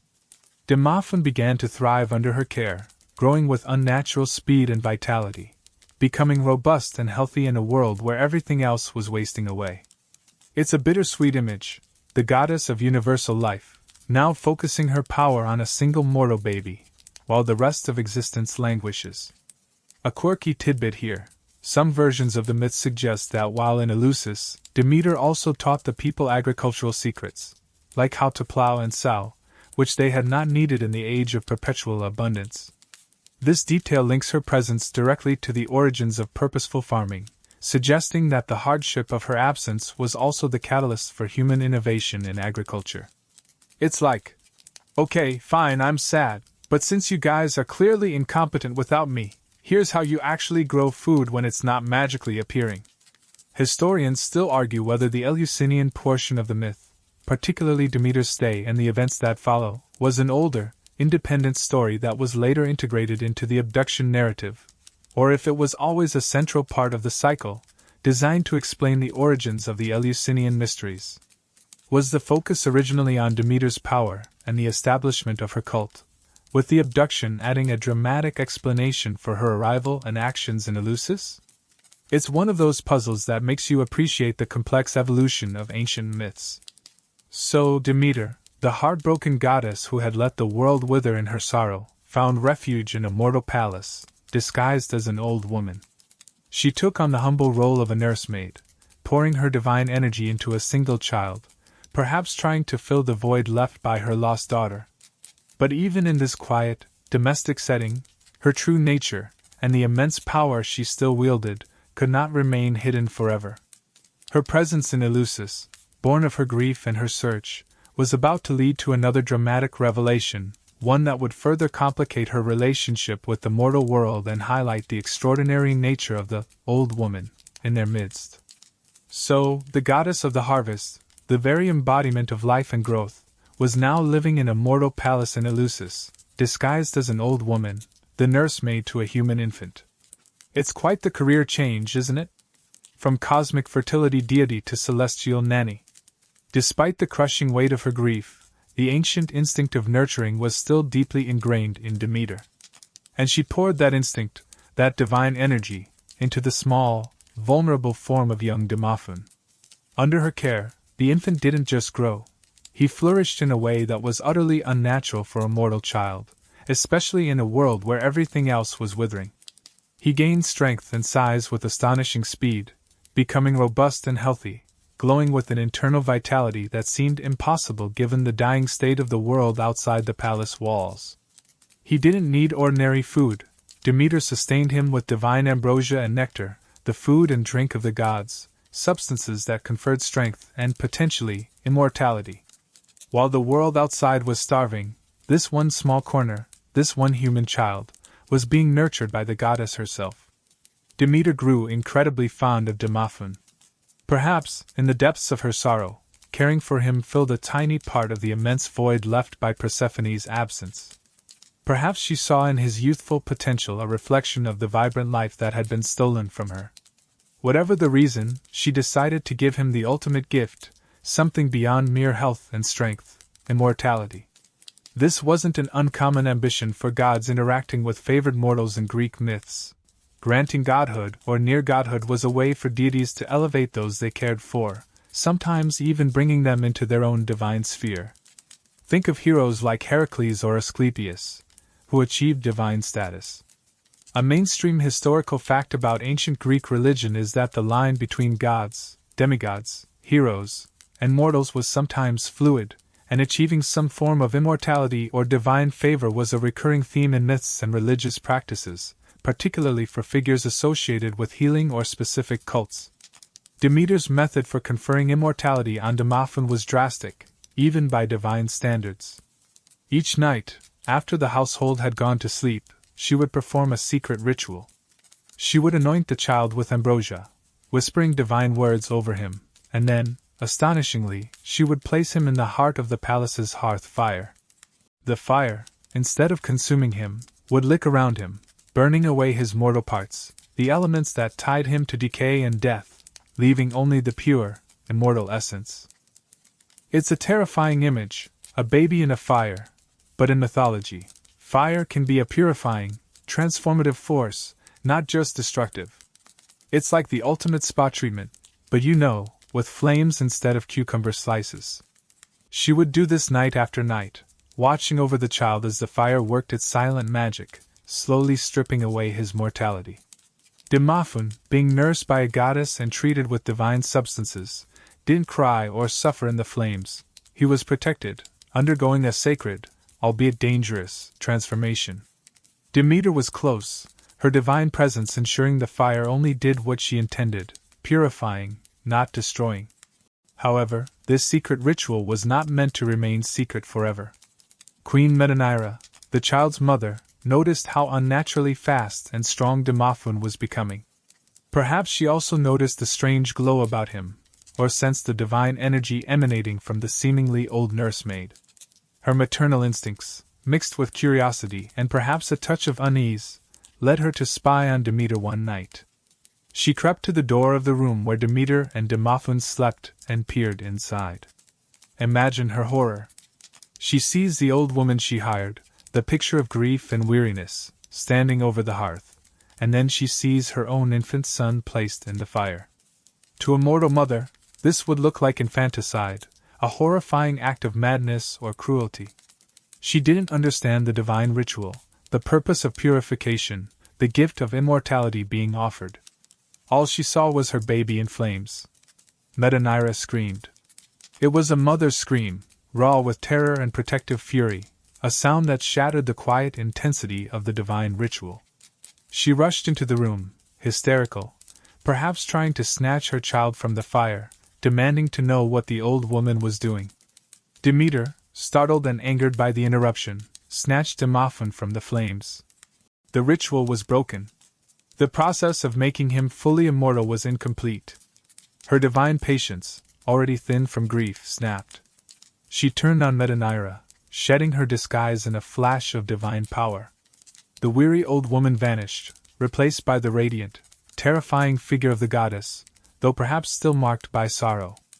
Her true identity was revealed: Demeter, the great goddess, the bringer of seasons, or lack thereof, at the moment, standing in their mortal palace.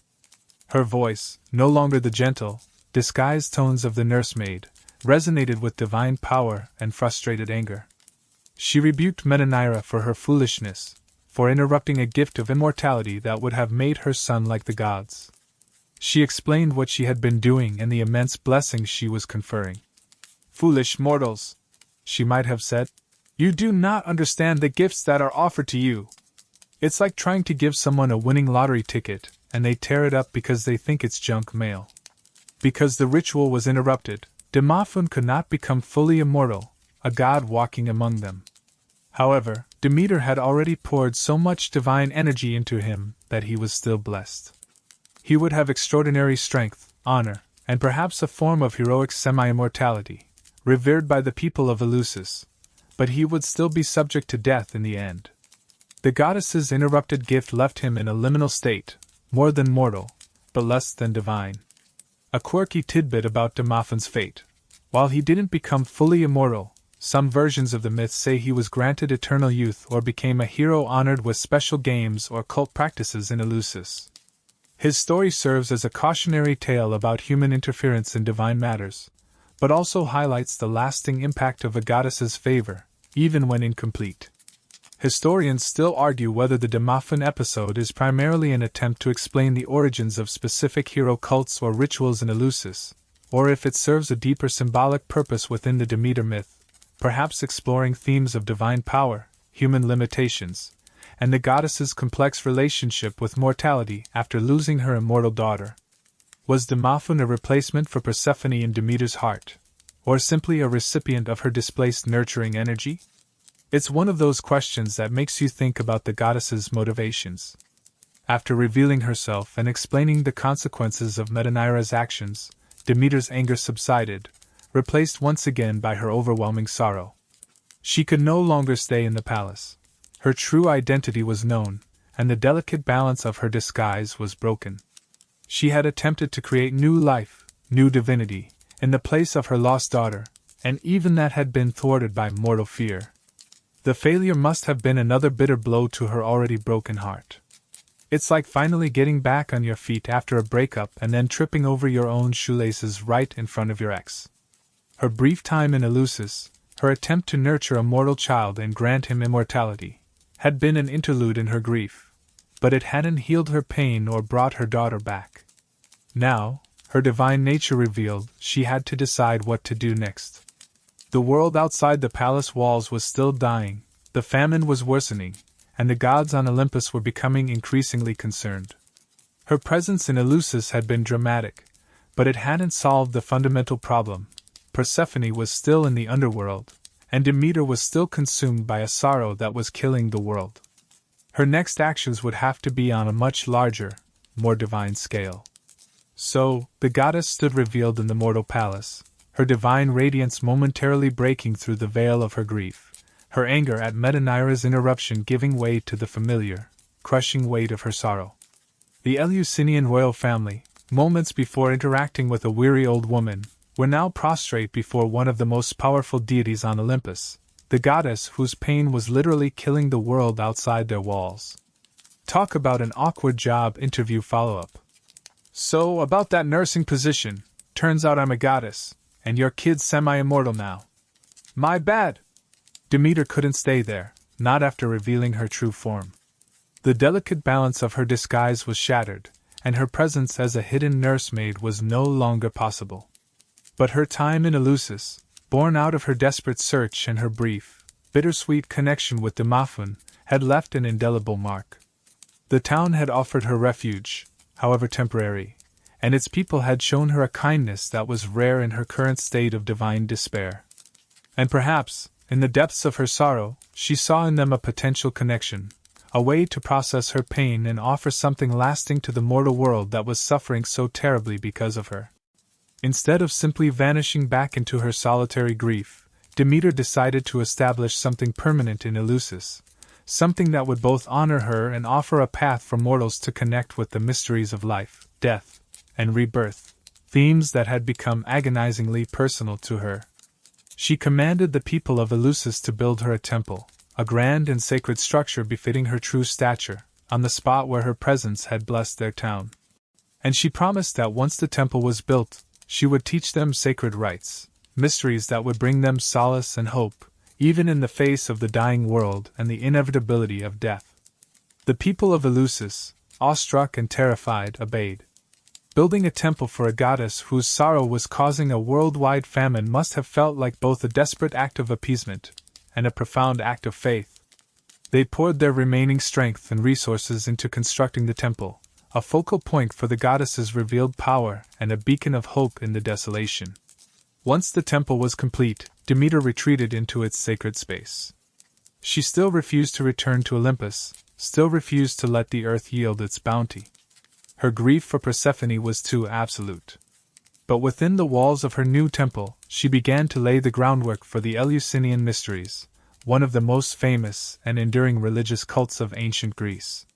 These weren't just simple prayers or offerings, they were complex, secret initiation rites, promising profound spiritual benefits to those who participated. The core of the mysteries revolved around the story of Demeter and Persephone, the mother's search, the daughter's descent into the underworld, and her eventual return. By participating in the rituals, initiates would symbolically reenact or experience aspects of this divine drama. They would fast, just as Demeter had fasted in her grief. They would process with torches, perhaps symbolizing Demeter's search aided by Hecate. They would drink the kykeon, the simple barley water mint drink Demeter had requested in the palace, connecting them to her time among them.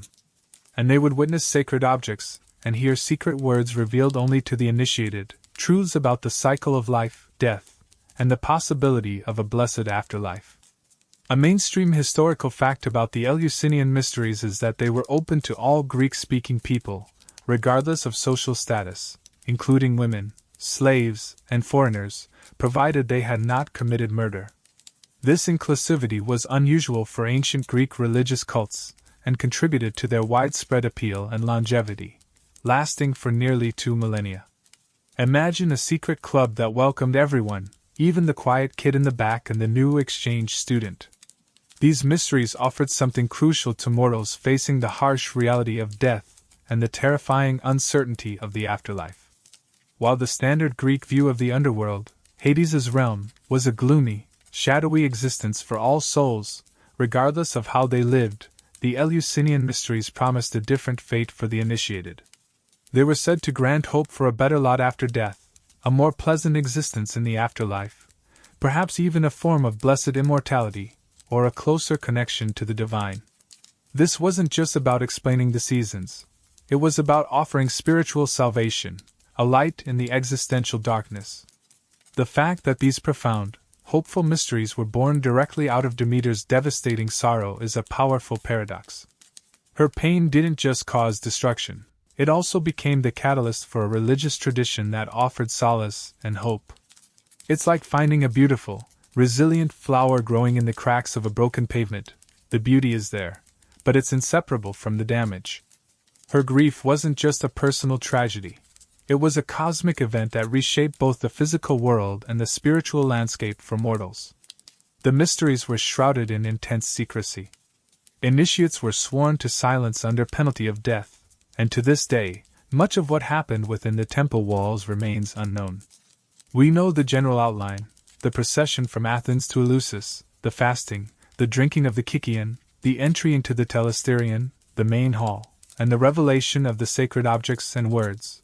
But the specifics, the core experience that brought initiates closer to the divine, remain a mystery. It's the ultimate spoiler alert. You had to be there, and if you tell anyone, a goddess will smite you. A quirky tidbit about the Eleusinian mysteries: some modern scholars speculate that the Kykian, the barley water mint drink consumed by initiates, might have contained psychoactive substances, such as ergot, a fungus that can grow on barley and contains compounds similar to LSD, which could have induced visionary states and contributed to the initiate's sense of profound spiritual revelation. While this is debated and unproven, it's a fascinating, if slightly mind-bending, possibility that adds another layer to the mystery. Imagine taking a sip and suddenly understanding the universe, or at least why the fields were dying. Historians still argue whether the Eleusinian mysteries were primarily an agricultural cult celebrating fertility and the cycle of nature, or if they evolved into a mystery religion focused more on personal salvation and the afterlife, adapting the myth of Demeter and Persephone to address deeper human anxieties about death. Was the promise of a better afterlife the main draw, or was it the connection to the powerful forces of life and fertility embodied by the goddesses? It's one of those questions that makes you appreciate how religious practices can shift emphasis over time. While Demeter was in her temple, establishing these profound rites, the world outside continued to suffer. The famine worsened. Mortals were starving. The gods on Mount Olympus, observing the catastrophe unfolding on Earth, could no longer ignore the situation. Demeter's withdrawal wasn't just a personal expression of grief. It was an act of divine protest, a passive-aggressive move on a cosmic scale that was holding the entire planet hostage. She wouldn't let the Earth yield its bounty until her daughter was returned, and no amount of mortal suffering or divine pleading seemed to sway her from that core demand. Her time in Eleusis, marked by the dramatic revelation of her power and the establishment of the mysteries, was a significant chapter in her story of sorrow. It showed that even in the depths of her pain, the goddess of life could still create, still offer hope, albeit through the dark lens of death and the afterlife. But it hadn't brought Persephone back. The core problem remained: the daughter was in the underworld, the mother was grieving on Earth, and the world was dying as a result. The next act in this cosmic drama would require intervention from the highest authority, the king of the gods himself. Demeter's quiet, sorrowful protest in her Eleusinian temple was powerful, but it was the starvation of the human race that finally forced Olympus's hand. So, Demeter was in her newly built temple in Eleusis, consumed by her grief and refusing to let the earth bear fruit, while the world outside continued its terrifying slide into barrenness. The famine wasn't just a local problem anymore, it was global. Mortals were starving, their prayers unheard by a goddess lost in her sorrow. Animals were dying. The very fabric of life on Earth was unraveling. And up on Mount Olympus, the lofty peak where the gods resided, they were starting to take notice. Mount Olympus wasn't just a mountain, it was the divine palace, a realm of golden halls, ambrosia-fueled feasts, and celestial drama. The gods lived lives of eternal ease and power, often detached from the mundane struggles of mortals, unless those struggles directly involved them or provided entertainment. But even from their Olympian heights, the scale of the disaster on Earth was becoming impossible to ignore. The sweet sense of sacrifice, which usually wafted up to them, were dwindling. The hymns of praise were replaced by the mournful cries of starving people. The vibrant tapestry of the living world, which they could observe from their vantage point, was fading to gray and brown. Imagine being at a party in a mansion, and the power starts flickering, then the heating goes out, and you hear strange noises from downstairs. That's kind of what was happening on Olympus. The source of mortal sustenance, and thus a major source of divine worship and offerings, was drying up. The gods relied on mortals, not for survival in the same way mortals relied on the earth, but for recognition, for tribute, for the very concept of their dominion. A world without mortals worshipping them was, frankly, a less interesting world, and a world where mortals were starving was a world teetering on the brink of collapse, which could have unpredictable consequences even for the immortals. The gods began to convene, discussions turning from their usual squabbles and romantic entanglements to the pressing crisis below. Messengers were sent down to earth to investigate, returning with grim reports of the widespread blight and famine. They saw the withered fields, the dry rivers, the desperate faces of the starving populace. They also learned of Demeter's state, her relentless grief, her refusal to nurture the earth, her retreat into the temple at Eleusis. Zeus, the king of the gods, the wielder of thunderbolts, the ultimate authority, though sometimes challenged, on Olympus, initially might have hoped the situation would resolve itself. Perhaps Demeter would eventually snap out of her grief. Perhaps the mortals would find a way to survive. But as the days turned into weeks, and the famine worsened, it became clear that this was not a temporary problem. The earth was literally dying, and its death was directly linked to the state of one of the most powerful goddesses. Zeus, despite his often complicated relationships and frequent philandering, was ultimately responsible for maintaining order, both divine and cosmic. He couldn't stand by and watch the entire mortal race perish. A world without mortals meant a world without worship, without heroes, without the intricate tapestry of life that his own power was woven into.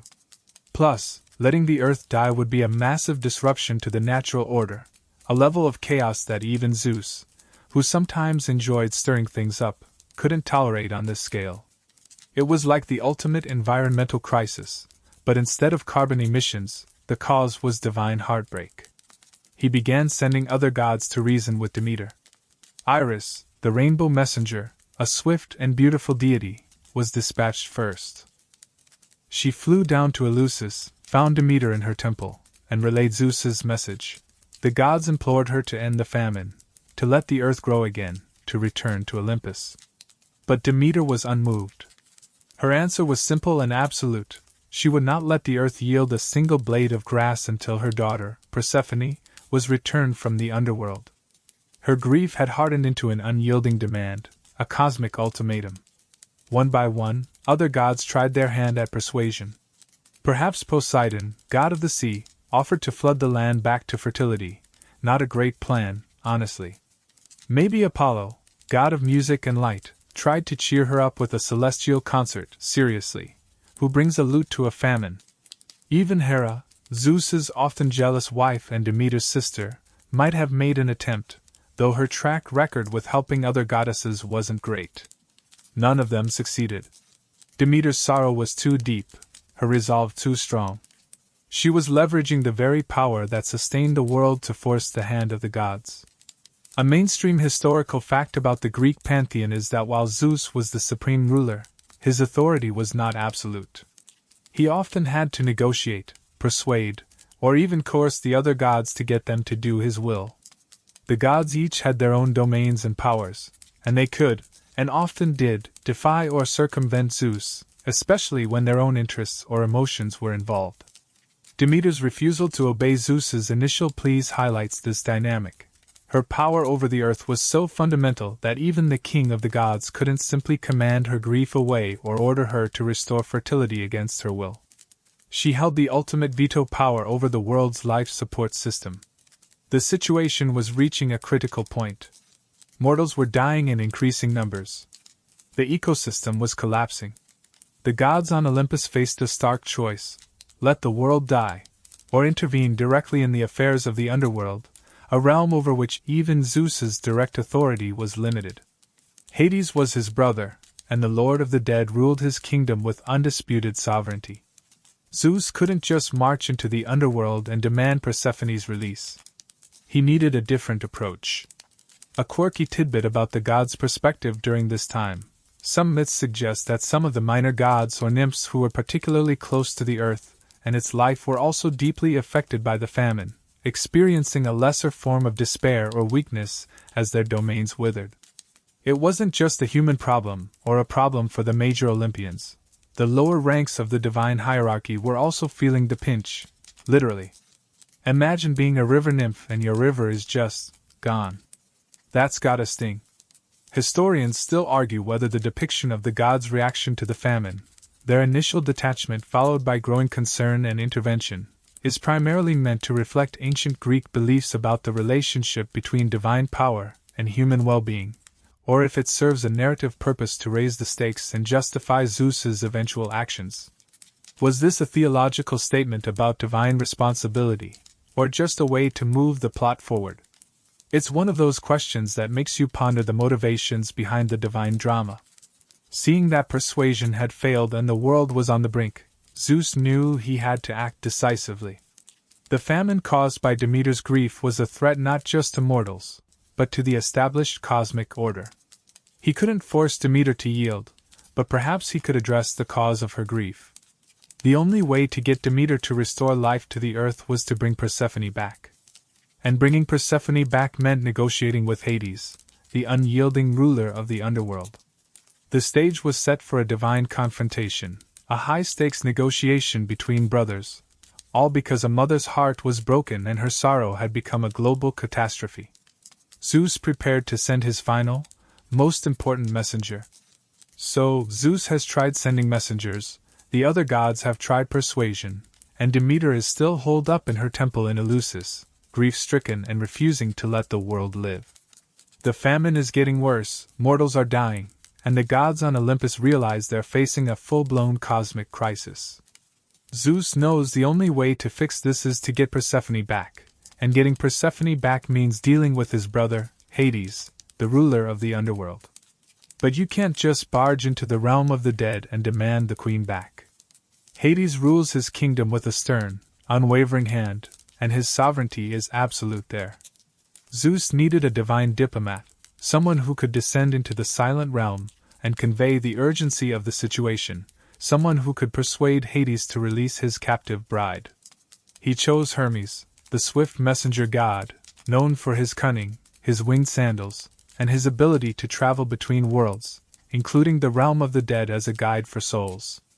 Hermes was dispatched to the underworld, a journey from the bright, airy peaks of Olympus down into the cold, silent depths beneath the earth.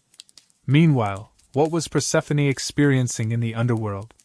Imagine the shock of her abduction, ripped from a sun-drenched meadow into utter darkness, from laughter and flowers to silence and gloom. The transition must have been terrifying, disorienting. She, the embodiment of springtime and youthful vitality, was now in the realm of shadows, the kingdom of the dead. It's like going from winning the lottery to immediately getting audited by the IRS and finding out you owe everything you just won, plus interest, for the rest of eternity. Hades, for his part, wasn't a typical villain in the sense of being purely evil. He was lonely. His realm was vast and populated by the silent dead, but it lacked companionship, warmth, life. He desired a queen, a consort to share his throne. He had received permission from Zeus, though without Demeter's knowledge, naturally, because Zeus, to take Persephone, seeing her as the perfect candidate, beautiful, connected to the life of the upper world, a stark contrast to his own domain. He didn't abduct her out of malice, but out of a desire for her presence. Still, abduction is the operative word, isn't it? Not exactly a charming meet-cute. Once in the underworld, Hades treated Persephone with respect, even reverence. He offered her everything his kingdom had to offer, jewels from the earth's deep veins, dominion over the souls of the dead, a throne beside his. He showered her with attention, hoping to win her over, to make her his willing queen. But how could the goddess of springtime find happiness in a realm of perpetual gloom? How could she appreciate jewels when she missed the simple beauty of a flower? How could she rule over the silent dead when her heart yearned for the vibrant life of the upper world? Persephone was deeply unhappy. She refused to eat or drink anything offered to her in the underworld. Food and drink in mythology often held symbolic power, and partaking of the food of the dead could bind you to that realm. Persephone instinctively understood this, or perhaps her grief and longing for her mother simply stripped away any appetite. She wandered through the dim halls, a figure of sorrow in the land of sorrows, longing for the sun, the flowers, and most of all, her mother. Her divine vitality was muted, her laughter silenced. This state of affairs continued until Hermes arrived. He descended into the underworld, his bright presence a startling contrast to the pervasive gloom, and found Hades and Persephone. He delivered Zeus's message. The world was dying, Demeter's grief was inconsolable, and the gods demanded Persephone's return. The famine was too great a price to pay for her absence. Hades heard Hermes out.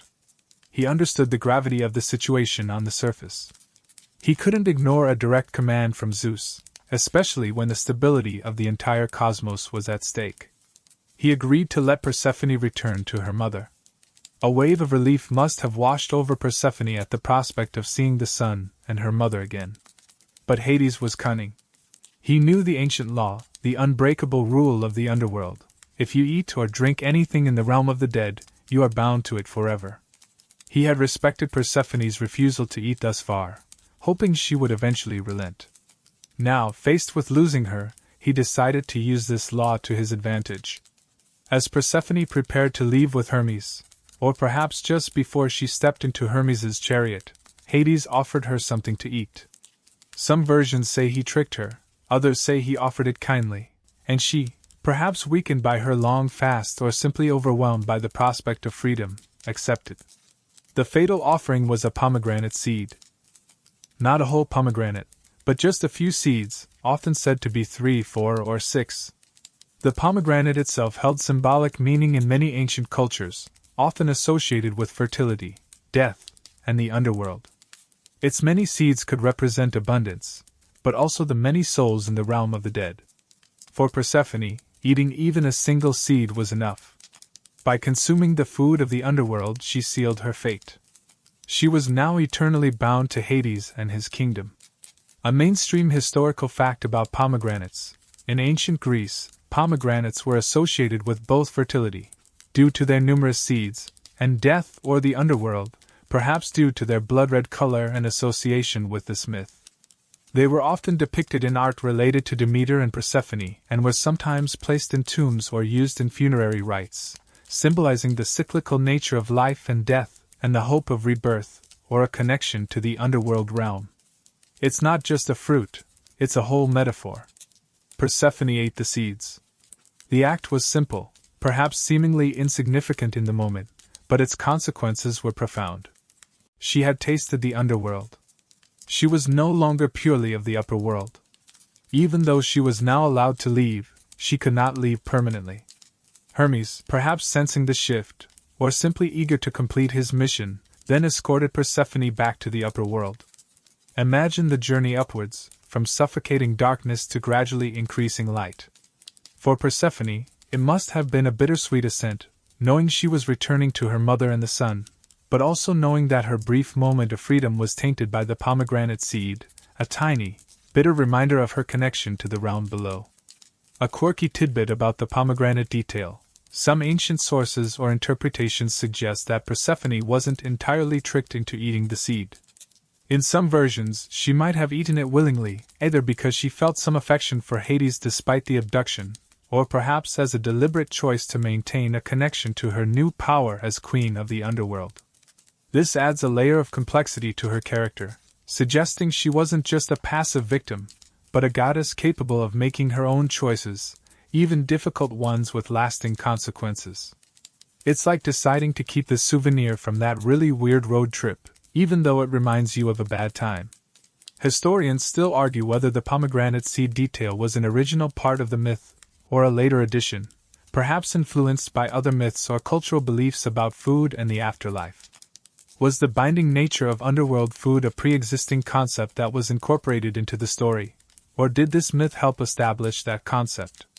It's one of those puzzles that makes you appreciate how stories evolve over time. So, the stage was set for a reunion, but one complicated by a tiny, fateful seed. Persephone was returning, but not as the carefree maiden who had been taken.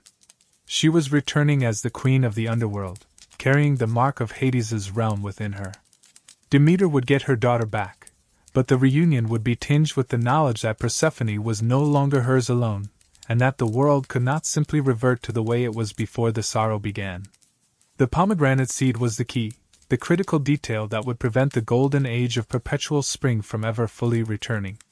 So Hermes, the swift messenger, had descended into the silent realm, delivered Zeus's command, and secured Hades's agreement to release Persephone. But not without that crucial, binding detail, the pomegranate seeds Persephone had eaten. Now, imagine the return journey. You're with Hermes and Persephone, ascending from the suffocating darkness of the underworld. The air gradually thins, the oppressive silence begins to recede, and a faint, distant light appears above, growing stronger, brighter, until finally, you burst forth into the upper world. Even though the upper world was currently blighted and withered by Demeter's grief, this emergence must have felt like a miracle to Persephone. After the perpetual gloom of Hades's realm, any light, any breath of fresh air, would have been intoxicating. She was back. Back under the sky, back on the earth she embodied, back towards the mother she had longed for with every fiber of her being. And where was Demeter? She was likely still in her temple in Eleusis, or perhaps wandering the nearby blighted fields, lost in her sorrow, her divine energy still withdrawn from the world. But a mother knows. A goddess knows. As Persephone ascended, Demeter must have felt a sudden, powerful shift in the cosmic energy, a tremor of recognition deep within her soul. The void that had consumed her for so long didn't disappear, but a flicker of light appeared within it, a signal that the object of her grief, her beloved daughter, was returning. The reunion was, at first, pure, unadulterated joy. Imagine Demeter, the grieving goddess, her face etched with despair, her form perhaps still shrouded in the grey pallor of sorrow, suddenly seeing her daughter, alive and standing before her. The years, or months, or however time felt during this divine crisis, of agonizing search, of world-killing grief, of desperate longing, all culminated in this one moment. She would have rushed to Persephone, not with the measured grace of a goddess, but with the frantic, overwhelming love of a mother who has found her lost child. Their embrace must have been powerful enough to shake the foundations of the blighted earth. Tears, perhaps the first Demeter had shed that weren't tears of pure sorrow, would have flowed freely. Persephone, too, would have clung to her mother, finally released from the terrifying silence and gloom of the underworld. It was a moment of intense, raw emotion, a temporary lifting of the cosmic despair that had gripped the world. You'd feel the warmth radiating from their embrace, a stark contrast to the pervasive chill that had settled over the land. For a fleeting moment, perhaps, the air grew milder, a single flower might have tentatively unfolded its petals nearby, responding to the surge of divine love. It was the golden age, glimpsed again, in the arms of mother and daughter. But the relief, the overwhelming joy, was quickly followed by the crucial question, the one that held the key to everything. Demeter, perhaps gently holding Persephone at arm's length to truly see her, would have asked it, her voice trembling with hope and dread, had she eaten or drunk anything in the underworld? This wasn't idle curiosity. It was a question about her daughter's freedom, about her binding to the realm of death. Persephone, perhaps reluctantly, perhaps with a heavy heart, confessed. Yes, she had eaten. A pomegranate seed. Or 3 or 6, depending on the version you hear. She had tasted the food of the dead. Imagine Demeter's face as she heard this. The joy of reunion, still fresh and overwhelming, instantly mingled with a new wave of despair, a different kind of sorrow. It was the bittersweet truth. Her daughter was back, but she wasn't wholly back. She was still bound to the underworld. It's like finally finding your lost phone, only to realize the screen is shattered and it only works intermittently. The ancient law of the underworld was immutable. Whoever consumes food or drink within its borders becomes connected to it, bound to return. This wasn't a rule Hades made up on the spot to keep Persephone.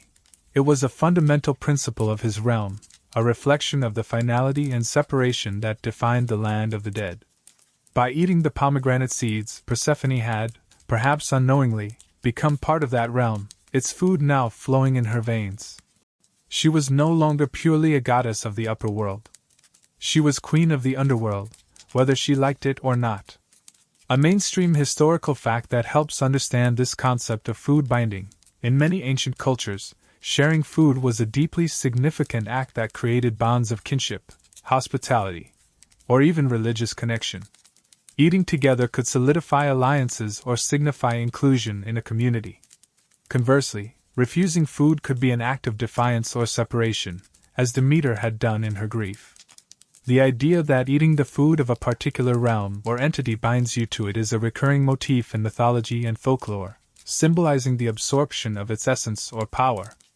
Demeter's renewed sorrow wasn't just about losing her daughter again, it was about the fundamental change that had occurred. Persephone was no longer the innocent maiden of perpetual spring. She had seen the darkness, experienced the realm of death, and carried its mark within her. The Golden Age could not simply resume as if nothing had happened. The world had changed, Demeter had changed, and Persephone had changed. The perfect, unbroken bond was now complicated by this new, inescapable connection to the underworld. Her grief, which had momentarily lifted during the embrace, returned, though perhaps with a different quality. It was no longer the frantic, searching despair, but a deep, aching sadness tinged with resignation. The world, which had responded with tentative hope to Persephone's return, would feel this renewed sorrow. That single flower that might have bloomed would wilt again. The brief warmth would dissipate, and the chill would return. The famine wasn't over. Demeter's core demand, Persephone's return, had been met in a way, but the conditionality of that return meant her grief, and thus the world's suffering, could not fully cease. A quirky tidbit related to the pomegranate. Some interpretations suggest that the number of seeds Persephone ate directly determined the amount of time she had to spend in the underworld each year. If she ate 3 seeds, she spent 3 months. If 6, then 6 months. This direct correlation adds a clear, almost mathematical, link between her action and the resulting seasonal cycle, making the tiny seeds incredibly powerful determinants of cosmic order. It's like the universe was keeping score, and the score was counted in fruit seeds. Historians still argue whether the detail of the pomegranate seed was introduced into the myth specifically to explain the creation of seasons, providing a necessary reason for Persephone's periodic return to the underworld, or if it was a pre-existing symbolic element related to death and fertility that was woven into the narrative to give it structure and consequence. Was the season story built around the seed, or was the seed added to explain the season story? It's one of those layers of interpretation that keeps the myth alive. So, the reunion was joyous, but incomplete. Demeter had her daughter back on the surface, but the pomegranate seed meant Persephone could not stay forever. She was queen of the underworld now, bound to spend time in Hades's realm each year. This was the bittersweet truth born from the abduction and the fateful choice in the depths. This consequence of the pomegranate seed was the critical detail that would not only end the age of perpetual spring but also establish the new rhythm of existence, the cycle that would bring order to the chaos caused by Demeter's sorrow. The stage was set for the final negotiation, the agreement that would define the relationship between the upper world and the underworld, and between mother and daughter, for all time. The gentle sorrow, now mixed with a resigned understanding, was about to carve the very pattern of the seasons into the fabric of the world. So, the reunion was bittersweet.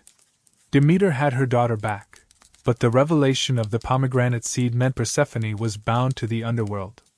The Golden Age couldn't simply reset. The cosmic balance had been irrevocably shifted. The world was still dying, held hostage by Demeter's grief, which now included the fresh pain of knowing her daughter wasn't entirely hers anymore. The gods on Olympus, having finally forced Hades's hand, now had to deal with the fallout, a grieving goddess who still held the power of life and death over the planet, and a fundamental conflict over where Persephone belonged. Zeus, seeing the continued devastation and the stalemate between Mother and the Lord of the Underworld, knew he had to broker a permanent solution. He couldn't let the earth remain barren forever. The consequences were too dire for everyone, gods and mortals alike. The famine had done its job. It had forced the issue onto the divine agenda in a way nothing else could. The time for subtle hints and failed negotiations was over. This required a decree, a new cosmic law that would govern the relationship between the upper world, the underworld, and the crucial figure of Persephone. The final agreement was reached, likely through intense negotiation mediated by Zeus, balancing the demands of Demeter's maternal love against Hades' claim as husband and king of his realm, and the desperate need of the world for fertility.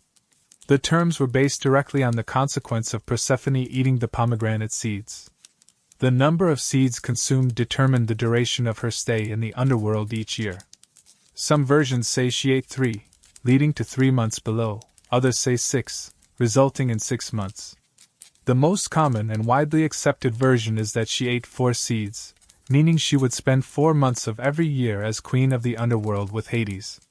The rest of the year, the remaining 8 months, she would be free to return to the upper world, to her mother, and to the sunlight. It was a compromise, a division of Persephone's time between the two realms. She would be both the radiant goddess of springtime and the stern queen of the dead, forever moving between light and shadow. It wasn't the perpetual presence Demeter longed for, but it was better than losing her entirely. And this agreement, born from sorrow and necessity, became the mechanism that created the seasons as we know them. Demeter, the goddess whose emotions directly influenced the earth's fertility, would feel differently depending on where her daughter was. When Persephone was in the underworld with Hades, Demeter would grieve. Not with the same world-ending despair of the initial abduction, but with a deep, profound sadness for her daughter's absence. During these months, she would withdraw her nurturing energy from the earth. The air would grow cold, the plants would cease to grow, leaves would fall, and the land would become barren and dormant. This, my friends, was the birth of winter. The period of cold, scarcity, and death on earth became a direct reflection of Demeter's sorrow and longing for her absent daughter. But when Persephone prepared to return to the upper world, or when she was ascending, Demeter's mood would begin to shift. Her sorrow would lessen, replaced by anticipation and then overwhelming joy at her daughter's presence. As Persephone returned, Demeter would pour her divine energy back into the earth, coaxing life from the dormant soil. The world would burst forth in a riot of color and growth, spring. Flowers would bloom, trees would bud, and the land would awaken. As mother and daughter were reunited and spent time together, Demeter's joy would fuel the earth's bounty, leading to the warmth and abundance of summer, the time of peak growth and harvest. Then, as the agreed-upon time for Persephone's return to the underworld approached, Demeter's joy would begin to wane, tinged with the sadness of impending separation. This transition would be reflected in the gradual cooling of the air, the changing colors of the leaves, and the final harvest before the land settled into dormancy. This, of course, was autumn. The cycle would then repeat, year after year, a quiet, predictable rhythm established by divine decree and driven by a mother's love and a daughter's divided existence. The age of perpetual spring was over. The world now experienced a cyclical pattern of life, death, and rebirth, a constant reminder of the story of Demeter and Persephone. The once effortless abundance was replaced by a rhythm that required planning, work, and hope. Hope that after the cold, barren months of Demeter's sorrow, Persephone would return, and life would bloom again. It's like getting used to a reliable train schedule after the previous one was just. The train comes whenever it feels like it. A mainstream historical fact about ancient Greek agriculture is that the year was fundamentally divided into periods based on the agricultural cycle: planting, growth, harvest, and dormancy. The myth of Demeter and Persephone provides a powerful divine explanation for this fundamental reality, linking the practical necessities of farming directly to the emotional state and actions of the goddess responsible for fertility. It grounded the observable changes in the environment in a relatable, dramatic narrative. This new rhythm wasn't just about the weather or the crops, it permeated everything. Human life had to adapt. They needed to store food for the winter, develop warmer clothing, build sturdier shelters. The leisure of the Golden Age was replaced by the work required to survive the lean months. But the seasons also brought variety, change, and perhaps a deeper appreciation for the abundance when it did arrive. The return of spring, after the bleakness of winter, must have felt like a profound miracle, a tangible sign that the goddess's love had returned, and that life, even after a period of death, would always come again. It's like finally getting to eat pizza after being on a restrictive diet. You really appreciate that first bite. A quirky tidbit related to this, the Eleusinian mysteries, which we discussed earlier, were deeply tied to this seasonal cycle. The lesser mysteries were held in the spring, perhaps symbolizing the preliminary stages of growth or Persephone's return. The greater mysteries were held in the autumn, just as Persephone was about to descend to the underworld, symbolizing the harvest, the descent into the earth, like seeds, and the promise of rebirth and a blessed afterlife. The rituals enacted by mortals mirrored the cosmic drama of the goddesses, allowing people to feel connected to the fundamental rhythms of existence. Historians still argue whether the myth of Demeter and Persephone was originally an etiology, explanation, for the seasons that was later embellished with details like the abduction and the mysteries, or if the core narrative of abduction and return predates the seasonal explanation, with the myth being adapted to fit the observable agricultural cycle. Was the story born because of the seasons, or do the seasons exist because of the story? It's one of those deep, layered questions that shows how mythology and reality were intertwined for the ancient Greeks. So, the gentle sorrow of Demeter, born from the sudden, violent loss of her daughter, didn't just break the world, it reshaped it. It ended the monotony of perpetual spring and introduced the dynamic, cyclical rhythm of the seasons. Winter became the time of her mourning, spring and summer the time of her joy at Persephone's return, and autumn the period of transition and preparation for her departure. This quiet rhythm, this dance between life and death, light and shadow, mother and daughter, became the new, permanent pattern of the world, a pattern established by divine pain and maintained by the enduring, complex bond between Demeter, Persephone, and the king of the underworld. The Golden Age was gone, but in its place was a world with seasons, a world that died and was reborn each year, forever echoing the gentle sorrow of a goddess and the journey of her daughter between realms. And so, as the last echoes of that ancient story fade, we can feel the gentle rhythm of the seasons around us, the quiet promise of spring after winter's rest, the warm embrace of summer, the gentle letting go of autumn. It's a rhythm born from a mother's love, a daughter's journey, and the deep, silent places beneath the earth. Close your eyes now, feel the air. Is it cool like Demeter's sorrow, or warm like her joy? The world breathes, in and out, in time with that ancient myth. You are part of that breathing, part of that story, safe and sound, held by the quiet rhythm. Let the images soften, the goddesses, the meadow, the dark realm, fading into the background, just the gentle, steady pulse of the seasons remaining, drifting, relax, breathe, and sleep sweet dreams,